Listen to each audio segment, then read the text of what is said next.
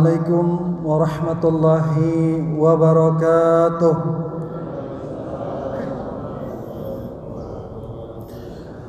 Alhamdulillah wassalatu wassalamu ala Rasulillah wa ala alihi wa ashabihi wa mawalah.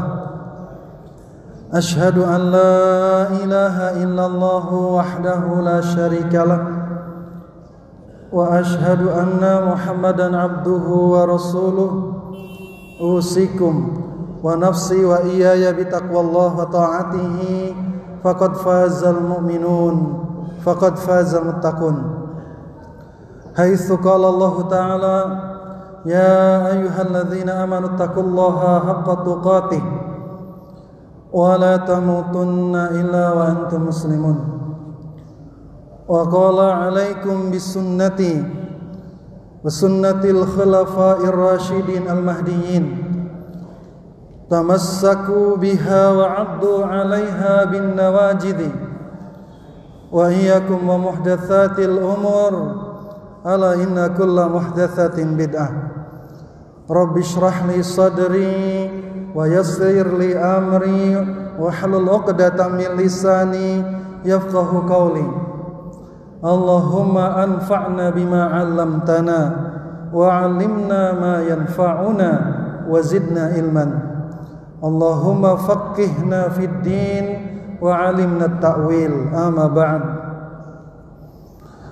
Ma'asyiral muslimin hadirin wal hadirat jamaah majelis taklim Masjid Ad-Du'a rahimani wa rahimakumullah. Alhamdulillahirabbil alamin, kita bersyukur pada Allah Subhanahu wa taala di kesempatan yang baik ini. Alhamdulillah kita semua bisa hadir di majelisnya yang mulia di dalam rangka tafaqquh fid din, talabul ilmi syar'i. Mudah-mudahan yang hadir di sini Bapak Ibu hadirin wal hadirat adalah termasuk hamba-hamba Allah yang dikaruniai kebaikan-kebaikan oleh Allah Subhanahu wa taala. Man yuridillahu bihi khairan yufaqihu fid din. Siapa yang dikehendaki kebaikan oleh Allah, maka dia akan dijadikan faham dan mengerti perkara agamanya. Mudah-mudahan juga Bapak hadirin yang melangkahkan kakinya dari rumah menuju tempat mulia ini dicatat sebagai amalan fisabilillah sampai kembali. Amin ya rabbal alamin. Salawat serta salam semoga terhaturkan atas junjungan kita Nabiullah Muhammad sallallahu alaihi wasallam serta keluarganya, para sahabatnya, tabi'in, tabi'ut tabi'in, dan mereka yang senantiasa sabar di dalam menuntut agama ini, mengamalkan dan bahkan mendakwahkan sampai datangnya al-maut, sampai datangnya al-yakin itu sendiri. Hadirin yang dirahmati oleh Allah, tema taklim kita pada malam hari ini, saya akan angkat satu tema, yaitu 10 resep obat pembersih dosa-dosa dan penyembuh hati yang sakit. Hadirin yang dirahmati oleh Allah, saya buka lembaran-lembaran buku-buku, kitab-kitab, ingin hanya sekedar menjawab persoalan diri sendiri, Pak. Bagaimana setiap hari dihantui dengan perasaan bersalah, banyaknya dosa. Bagaimana sedangkan dosa itu menurut para ulama bilang itu adalah penyebab daripada datangnya ujian dan bala. Fala Buddha, tidak ada lagi penyebabnya. Sedangkan fenomena hati yang sakit ini selalu menyertai kehidupan kita sehari-hari, tidak terkecuali saya sendiri. Bagaimana tahu bahwa sesungguhnya amalan ketaatan itu adalah makanan pokok bagi hati. Semua jenis ketaatan itu adalah makanan pokok bagi hati. Kita tahu bahwa makanan yang paling bermanfaat bagi hati ini adalah zikrullah dan tilawatul Quran. Kita tahu bahwa istighfar kepada Allah itu adalah makanan hati yang harus kita sajikan sehari-hari, guna supaya hati kita sehat. Kita tahu kalau bersolawat atas Nabi itu adalah termasuk makanan pokok bagi hati kita, sebagaimana jasad yang membutuhkan makanan yang bergizi dan bervitamin. Begitu juga dengan qiyamul lail. Itu kita butuh. Bahwa qiyamul lail itu adalah aghdhiyatun nafi'ah. Makanan yang paling bermanfaat bagi hati. Kita tahu itu semua. Tapi kita enggan mengkonsumsinya sehari-hari ini. Bahkan kita cenderung suka makan makanan yang mengandung racun dan membahayakan hati kita sendiri. Kadang kita juga memakannya, tetapi enggan ketika sudah mendengar qiyamul lail, tilawatul Quran, zikir, istighfar, itu seperti obat yang pahit rasanya, sehingga kita enggan untuk memakannya, padahal diri kita ini sakit sebenarnya.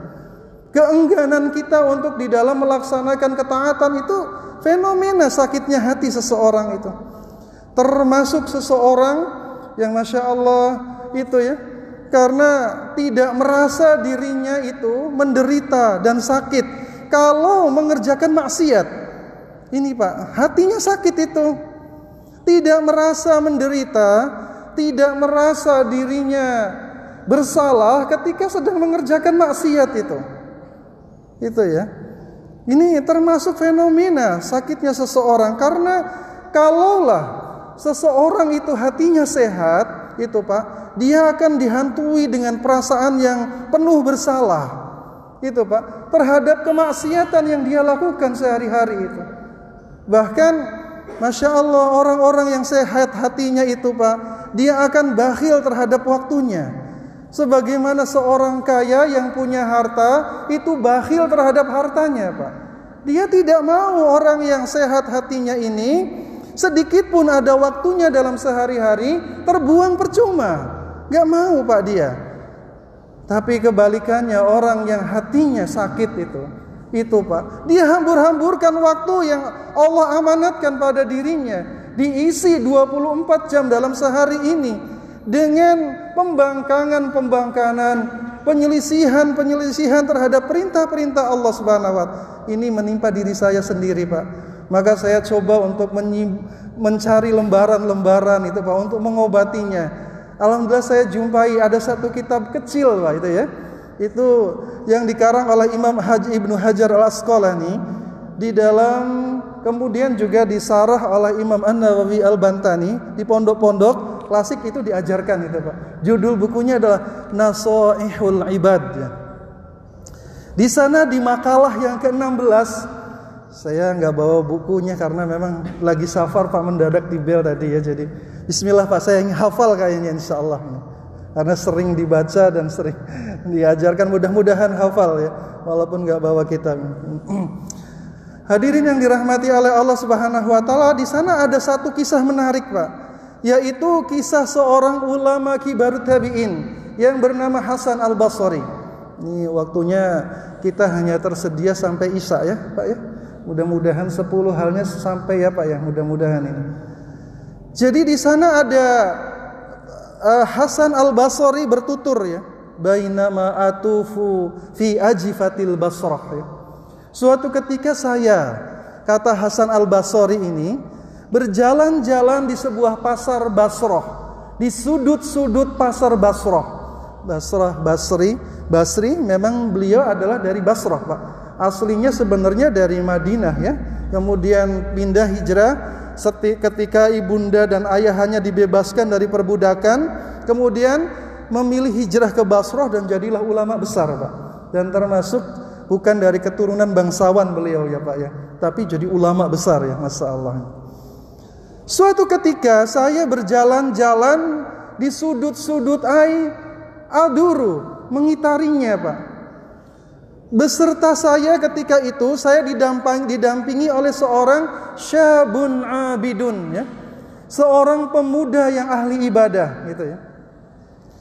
Kemudian ketika kami berjalan-jalan, kami jumpai seorang dokter di tengah-tengah pasar itu, wa huwa jalisun alal kursiyi. Sedangkan tabib itu, dokter itu sedang duduk di atas kursinya Pak. Itu ya. Kemudian saya lihat rijalun wa nisaun, laki-laki, perempuan, sampai anak-anak mengerumuni seorang dokter tadi sambil mereka membawa qawariro, satu gelas yang berisikan air Pak itu. Dan bertanya masing-masing mereka, ya tabib, ini obatnya untuk berfungsi untuk menyembuhkan penyakit apa dokter? Tabib, ini obat ini fungsinya untuk apa dokter? Saling bertanya mereka tentang konsultasi kesehatan Pak, tentang manfaat ramuan-ramuan obat itu. Di tengah kerumunan itu, kemudian Hasan Al-Basri menceritakan, kemudian pemuda yang abid, ahli ibadah yang bersertaku itu, kemudian maju ke tengah-tengah kerumunan itu dan menghampiri dokter tadi Pak itu ya. Kalau dulu namanya tabib ya Pak ya gitu ya. Tabib itu ya dokter ya Pak ya sekarang ya. Kalau kita kan tabib itu biasanya dia herbalis ya Pak ya biasanya, tapi ya sama sebenarnya ya, masyaallah. Kemudian pemuda ahli ibadah tadi menemui dokter tadi dan bertanya, ayyuhat tabib, hal indaka dawaun taktasilu dzunub wa yashfi maradil qulub, gitu kan. Pertanyaannya Masya Allah ini Pak, aneh pertanyaannya ini, tidak sebagaimana banyaknya orang. Dia bertanya, wahai tabib, apakah engkau punya resep obat? Yang resep obat itu bisa berfungsi membersihkan dosa-dosa dan menyembuhkan hati yang sakit itu. Nah, tersentak seorang dokter tadi ya, tabib tadi dengan pertanyaan seorang pemuda ahli ibadah tadi. Hadirin wal hadirat jamaah sekalian yang dirahmati oleh Allah, apa kata dokternya? Naam, indi, saya punya. Itu Pak, saya punya, Masya Allah. Jadi dulu yang namanya dokter itu bukan saja dia faham ilmu kedokteran ya Pak ya, tapi ulama ya, Masya Allah. Ini jarang kita lihat hari ini Pak. Ada dokter dia ulama itu ya, Masya Allah. Apa kata dokter tadi? Dokter tadi bilang, kalau kamu bisa menyiapkan 10 macam akar-akaran itu ya, herbal, saya akan bikinkan resep itu untukmu. Kemudian apa kata seorang pemuda tadi? Baik, saya akan carikan itu dan saya sangat membutuhkan itu wahai dokter itu ya. Kemudian barulah dokter tadi menjelaskan resepnya satu persatu Pak, Masya Allah. Jadi resep akar-akaran obat herbalis ini dianalogikan sebagai sebuah analogi daripada 10 amalan pokok hati Pak, yang dia berfungsi untuk membersihkan setiap dosa dan menyembuh hati yang sakit itu Pak. Apa kata dokter tadi? Dokter bilang, hudh uruqa syajaratit tawadu wa syajaratul fakri. Pertama, bahan dasarnya, resep obat tadi bahan dasarnya, karena resep itu tidak akan bisa berfungsi dengan baik kalau bahan dasarnya salah. Sama dengan seseorang hamba yang berupaya untuk membina dirinya, tidak memulai daripada ini dulu, amalan hati ini dulu, dia tidak akan pernah sampai Pak. Apa itu? Yang pertama adalah at-tawadu dan al-fakru. Masya Allah. At-tawadu itu tawadu ya Pak ya, rendah hati. Tawadu itu apa maknanya? Imam An-Nawawi menyebutkan yang disebut dengan tawadu itu adalah kubulul haq mimman kana. Yang disebut dengan tawadu itu adalah menerima kebenaran dari siapapun datangnya Pak. Masya Allah. Ini krisis hari ini Pak, krisis kehilangan tawadunya kaum muslimin ini. Padahal ini adalah da'bus solihin ya Pak ya. Perangainya orang-orang terdahulu itu pribadi mereka selalu dihiasi dengan sifat tawadhu. Masya Allah ya. Umar bin Khattab yang bergantian dengan kurirnya ya Pak ya, dengan pelayannya naik kuda, itulah tawadu. Salman Al-Farisi yang pergi ke pasar, dia seorang gubernur, membawakan belanja orang di pundaknya, ini tawadu Pak, Masya Allah. Kemudian para ulama bilang adalah termasuk daripada sifat tawadu itu adalah dia seseorang yang minum dari bekas gelas saudaranya Pak. Masya Allah ini ya. Ini rendah hati benar ini orang semacam ini.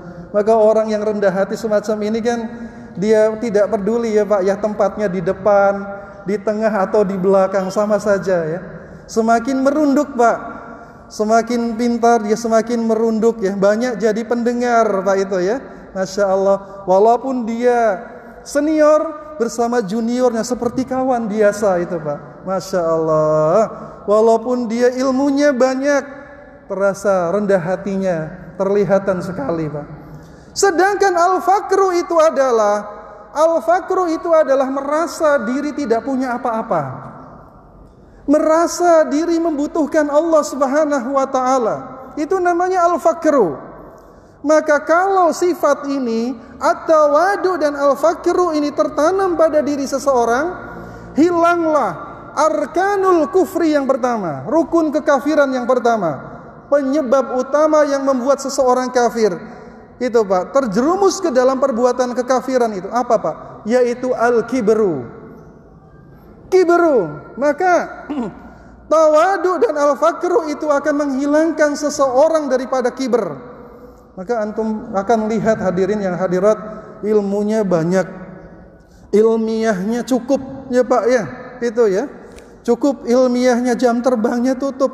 Tetapi Allah halang dia untuk bisa mendapatkan basirah, penglihatan. Kenapa?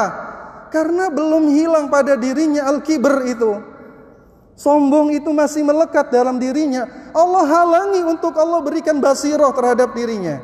Hari ini banyak sekali Pak, ilmu jadi ajang percekcokan dan perdebatan ya Pak ya, itu ya. Ilmu hari ini menjadi tempat untuk saling adu mulut, adu argumentasi ya Pak ya.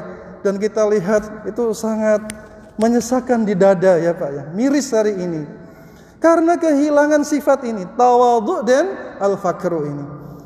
Maka para ulama bilang tawaddu'u takun kan najmi laha linadirin ya.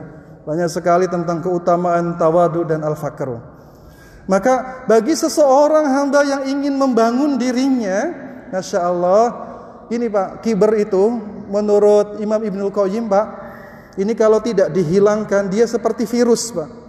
Setiap amal kebaikan apa yang kita buat, yang kita kerjakan akan diserang, dihancurkan oleh penyakit kibar ini Pak. Kibar itu apa? Batorul haq wa ghamtun nas, menolak kebenaran dan merendahkan manusia.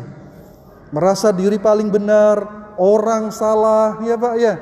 Orang salah, pendapatnya paling benar, pendapat orang lain salah. Itu Pak. Makanya kata Ibnu Sina bilang, kita diuji dengan orang hamba-hamba yang merasa Allah hanya memberikan hidayah pada diri dan kelompoknya saja Pak. Ini ujian bagi kita semua. Masya Allah. Nih yang pertama ya Pak ya, yang pertama. Kemudian kata dokter tadi, maka kalau sudah bisa menghadirkan amalan hati ini, herbal ini, at-tawadu dan al-fakru, maka selanjutnya adalah ihlij. Ya Pak ya. Campurkan dengan sebuah akar pohon yang berfungsi untuk membersihkan. Karena sebuah kotoran itu akan hilang kalau dibersihkan. Begitu dengan dosa-dosa ini. Dosa-dosa itu akan hilang Pak, dengan dibersihkan. Caranya bagaimana? Yaitu taubat. Maka resep yang kedua adalah at-taubah. Masya Allah, hadirin yang dirahmati oleh Allah. Makanya saya katakan, kata Imam Ibnul Qayyim, istighfar itu makanan pokok bagi hati kita itu Pak. Jangan pernah lewatkan dalam sehari-hari kita itu. Seperti kita kalau tidak sarapan pagi, bagaimana perasaan perut kita Pak? Tersiksa ya Pak ya. Kalau tidak saum itu tersiksa, merasa ada sesuatu hak kita yang belum kita terima ya Pak ya. Begitu hati juga harus kita kasih makan. Dan makanan yang pokok yang harus kita berikan untuk hati itu salah satunya adalah istighfar itu Pak. Makanya taubat itu bukan hanya bagi mereka yang merasa bersalah dan dosa besar saja Pak, tetapi harus menjadi sebuah keseharian kita. Kenapa? Karena kita hidup ini isinya dari bangun tidur sampai bangun kembali dosa seluruhnya itu Pak. Isinya dosa seluruhnya. Kullu bimukhalafati amrillah, penyelisihan terhadap perintah-perintah Allah itu isinya itu. Maka Nabi yang maksum saja Masya Allah, beristighfar minta ampun kepada Allah tidak kurang sehari semalam dengan 100 kali. Masya Allah itu. Apalagi kita yang isinya dengan dosa. Taubat itu syaratnya harus dijadikan sebagai marhalah. 3 syaratnya itu harus difahami, tingkatan demi tingkatan, Pak. Benarnya ikhlas itu seseorang itu, Pak. Benarnya niatan untuk berhenti melakukan kesalahan itu, kalau dia sungguh-sungguh akan melahirkan an-nadamah, penyesalan itu, Pak. Maka kalau tidak ada sungguh-sungguh untuk berhenti, tidak akan ada penyesalan. Baru saja berbuat salah di 10 menit yang lalu, 10 menit berikutnya sudah berbuat salah kembali itu, Pak. Kenapa? Karena penyesalannya tidak benar. Dan penyesalan itu tidak benar kalau niatan ikhlasnya itu belum sungguh-sungguh. Nah, niatnya an-nadamah itu, penyesalan yang benar akan menghasilkan syarat yang ketiga, yaitu apa? Yaitu dia akan berhenti dan tidak pernah mengulangi kesalahan itu pada waktu setelah itu, Pak. Maka hadirin yang dirahmati oleh Allah, maka biasakan dengan taubat ini insyaallah ya. Taubat, tubu ilallah taubatan nasuha ya. Kemudian yang ketiga, kata beliau, kalau sudah tawadu kemudian al-fakru ini menghiasi pribadi kita, ditambah dengan taubat, kata beliau, masukkan itu ke dalam lesung khusus, Pak. Tidak boleh lesung yang lain ya. Lesung itu bernama ar-ridha. Masya Allah ini, Pak. Jadi memang untuk sebuah resep yang hebat ini, Pak, di samping bahan bakunya harus memang bahan baku yang pilihan, prosesnya juga harus hebat ya, Pak ya, harus bagus, dan alat-alat untuk membuatnya pun harus khusus. Termasuk ini adalah lesung itu bernama ar-ridha. Apa ar-ridha itu? Para ulama bilang yang namanya ridha itu yaitu adalah yang namanya ridha, para ulama bilang begini, sururul qalbi bimurril qada. Itu ridha namanya, Pak. Hati yang bahagia ketika merasakan pahitnya ketetapan yang Allah berikan pada dirinya. Masya Allah itu, Pak. Jadi orang yang ridha itu ketika diuji dengan ujian senang hatinya, Pak. Masya Allah ya. Seperti senangnya dia telah diberi nikmat oleh Allah Subhanahu wa taala. Kenapa? Karena dia melihat nikmat ataupun ujian itu hakikatnya sama saja, itu berakibat baik bagi dirinya. Ada ulama yang lain menyebutkan yang namanya ridha itu sukunul qalbi fi majaril ahkam. Hati yang tenang ketika melaksanakan ketaatan-ketaatan kepada Allah Subhanahu wa taala. Itu namanya ridha. Masya Allah. Ridha. Ini lesungnya khusus, Pak. Ini harus setiap diri kita ini harus menghiasi diri kita dengan sifat ridha. Itu, Pak. Ridha dengan ketetapannya. Kenapa? Ajaban li amril mu'min itu kan. Ini ciri orang yang beriman, ridha itu. Mau dikasih nikmat, mau dikasih ujian, hakikatnya sama, mendatangkan kebaikan bagi dirinya. Masya Allah. Bahkan orang yang ridho itu kadang-kadang dia meminta untuk diberi ujian, Pak, itu ya, dengan kesulitan itu ya. Kenapa? Karena supaya dia lebih dekat lagi kepada Allah Subhanahu wa taala. Ini tingkatannya Masya Allah. Terlalu apa ya? Hebat ya, Pak ya, ini ridho ini ya. Masya Allah. Maka kemudian yang keempat, kita percepat saja karena waktunya sampai Isya insyaallah. Yang keempat, setelah lesungnya dengan lesung khusus, maka alunya pun, untuk menumbuknya pun, alat penumbuknya ini kata beliau itu harus alu yang khusus. Apa itu? Alunya ini bernama al-qanaah ya, Pak ya. Masya Allah, ini qanaah. Apa al-qanaah itu? Para ulama bilang yang namanya qanaah itu adalah tidak merasa sedih dengan apa yang luput pada dirinya, tidak merasa sedih dengan apa yang hilang pada dirinya, dan merasa cukup dengan apa yang ada. Itu namanya qanaah, Pak. Masya Allah. Apa qanaah itu? Qanaah itu adalah tidak merasa sedih dengan apa-apa yang hilang pada dirinya dan merasa cukup dengan apa yang ada. Itu namanya qanaah.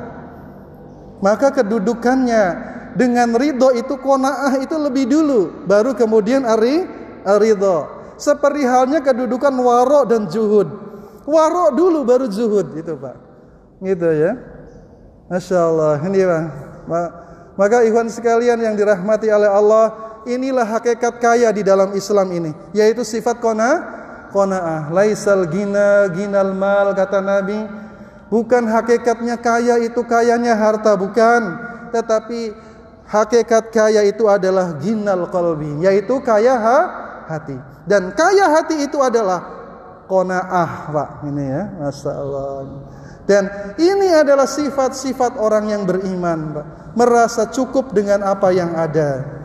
Alhamdulillah diberikan rizki oleh Allah hari ini cuman 50.000 rupiah, Pak ya. Itu ya, alhamdulillah, disyukuri itu dengan penuh kesyukuran sampai besoklah hari ya Pak ya, itu ya. Begitu pula dengan nanti ketika diberikan oleh Allah suatu hari 70.000 ya, dibawa ke rumah. Ya sama ya Pak ya. Dia merasa cukup dengan apa yang ada. Bukan nominal Pak, bukan. Bukan nominal, karena nominal itu tidak akan ada batasannya. Seperti seorang yang haus minum air laut itu, gak pernah akan kenyang itu Pak, gak pernah gitu ya. Tetapi kalau hati kita merasa cukup, Pak, insya Allah kita kaya. Walaupun nominal yang kita dapat adalah sedikit sekali ya Pak ya. Qanaah. Yang udah berapa Pak itu Pak? Yang keempat ya Pak ya. Yang kelima, maka setelah kemudian ditumbuk halus itu Pak, ditumbuk halus dengan sifat qanaah, maka taruhlah di periuk, untuk mendidih, untuk memasak, itu dengan periuk yang khusus itu Pak. Apa itu? Yaitu at-taqwa. Masya Allah. Jadi bapak-bapak hadirin yang dirahmati oleh Allah Subhanahu wa taala, ini analogi tabib tadi Pak. Sebenarnya adalah setiap diri kita setelah menghiasi dengan ridha, qanaah, maka kita harus menghiasi diri kita dengan takut kepada Allah Subhanahu wa taala. Takut, takwa itu adalah takut kepada Allah. Orang yang takut itu adalah orang yang semakin dekat dengan Allah, tidak malah lari, tidak malah menjauh dari Allah Subhanahu wa taala. Masya Allah. Bahkan bapak-bapak hadirin, kalau kita lihat yang namanya takwa ini adalah porosnya kebaikan, itu takwa Pak. Maka seluruh kebaikan-kebaikan yang Allah berikan kepada orang yang beriman ada pada takwa itu Pak. Masya Allah. Jalan keluar dari setiap permasalahannya itu takwa solusinya Pak. Allah berikan rizki dari arah yang tidak disangka-sangka, itu takwa solusinya. Turunnya keberkahan dan rahmat itu takwa.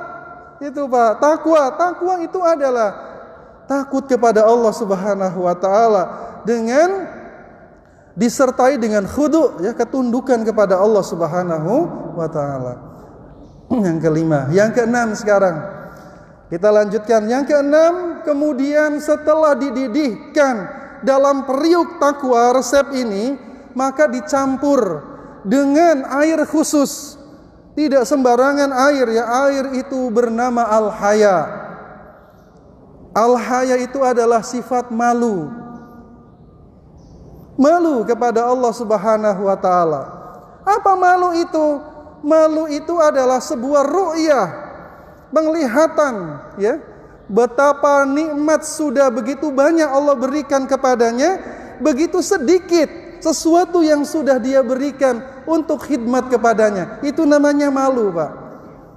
Ya Allah ya, ketika dia akan mengerjakan perbuatan maksiat, malu dalam hatinya itu Pak. Allah sudah memberikan nikmat begitu banyak kepadaku gitu ya. Belum berapa yang sudah kami berikan untuk khidmat kepadanya, tidak jadi melakukan maksiat itu Pak.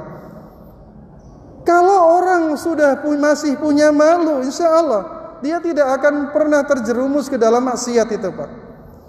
Orang yang mudah terjerumus dalam maksiat itu ketika malu itu sudah tidak ada lagi pada dirinya.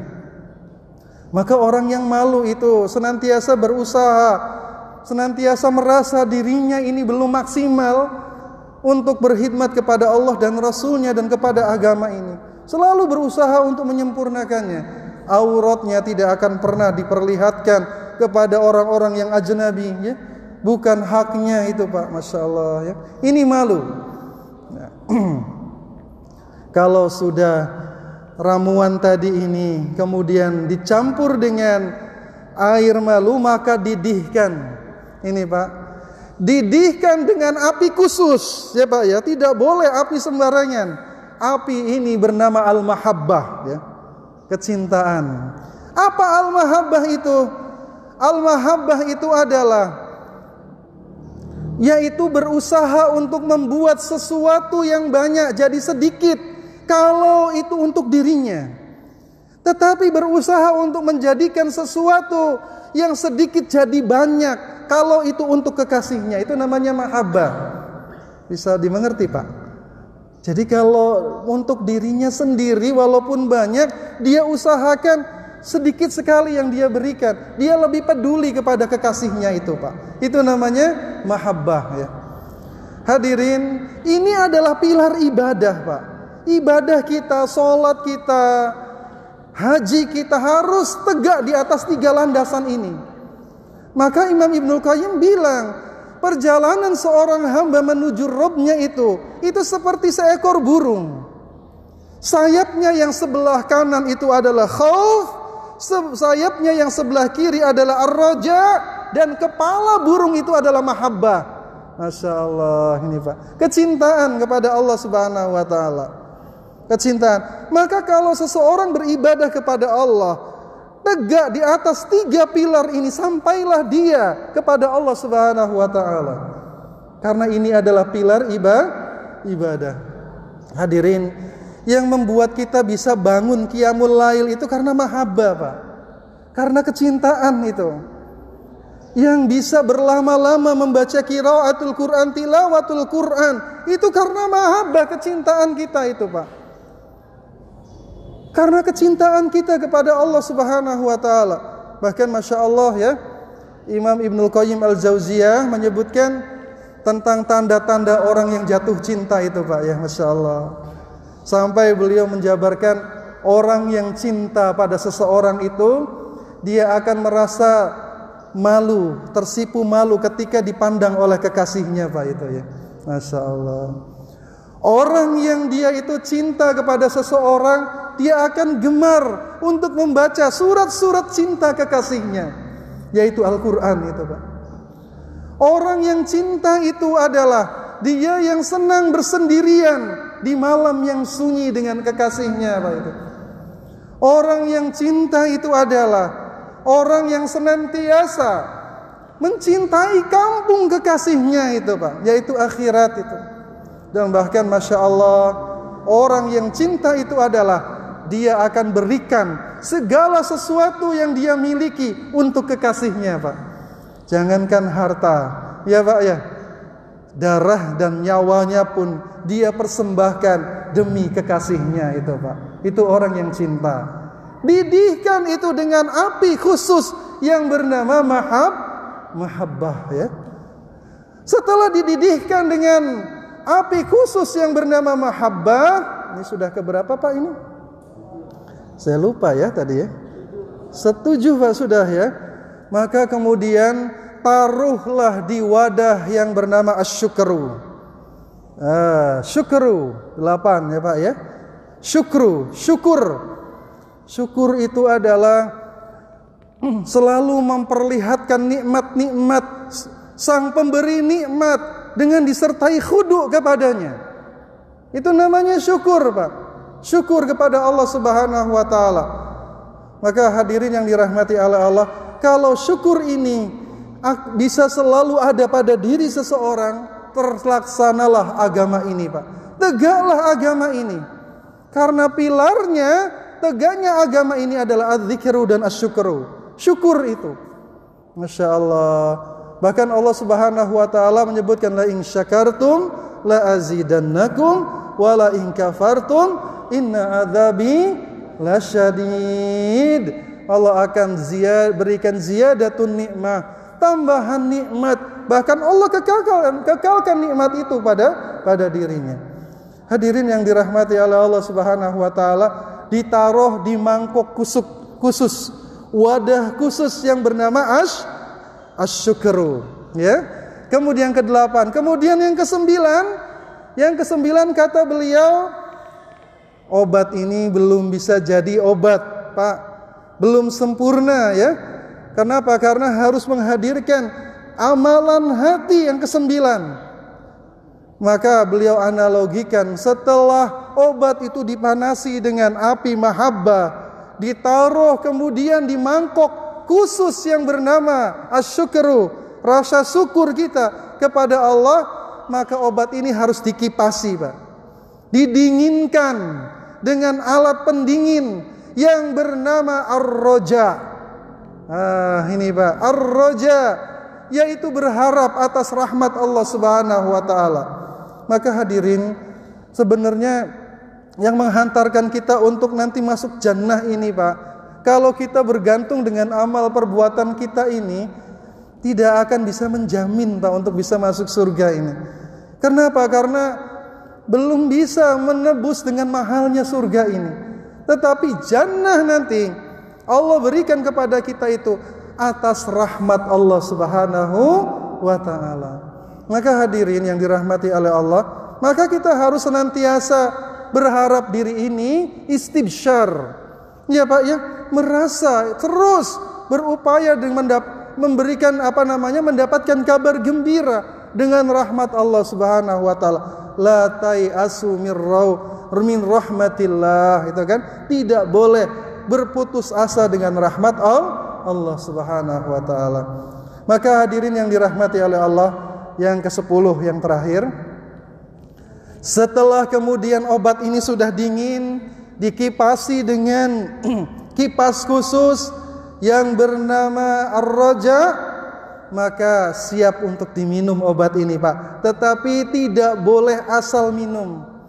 Dia harus diminum dengan sendok khusus, yaitu bernama alhamdu. Sendok itu adalah alhamdu. Apa alhamdu itu adalah? As-sana wa ta'dimu 'ala Allah. Pujian dan agungan diri seorang diri kepada Allah Subhanahu wa taala. Masya Allah, ini, Pak, senantiasa bibirnya selalu basah dengan tahmid, ya, Pak, ya, dengan pujian-pujian kepada Allah Subhanahu wa taala. Alhamdulillah, bi nikmatillah tatimmus shalihat. Ketika mendapatkan nikmat itu, alhamdulillahilladzi, ketika diri dengan ketidakberdayaan ini, Pak, Allah berikan tidak sebagaimana dengan orang lain, ya, Pak, ya.